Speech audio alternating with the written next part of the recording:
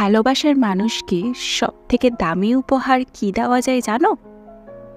সময়। ভালোবাসা মোবাইলের ইন্টারনেট প্ল্যানের মতো। আর আজকের দিনে দাঁড়িয়ে মোবাইলে ইন্টারনেট ছাড়া কোনো কিছুই সম্ভব নয়। তেমনি এই ইন্টারনেট কানেকশন মসৃণভাবে যাতে পরিষেবা দিতে পারে তার জন্য নিয়মিত রিচার্জ করতে হয়।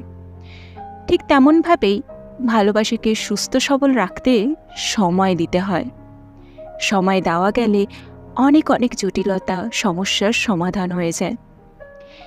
এই যে এখন অনেকেই বলে না যে তাদের সম্পর্ক থেকে নাকি সেই স্পার্কটাই চলে গেছে, আসলে সেটার কারণ হচ্ছে ওরা ঠিকমতো সময়ে রিচার্জ করায়নি, কিংবা এক রিচার্জ দিয়ে ৩-৪টে সম্পর্ক বা বন্ধুত্ব চালনা করেছে।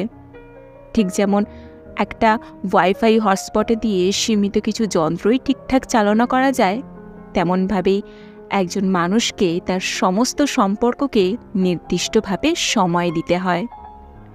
কাজকর্ম সেরেও একজন মানুষ প্রথমে তার যে ব্যক্তিগত সম্পর্কে সময় দেয়, জানবে সেটাই তার কাছে প্রধান।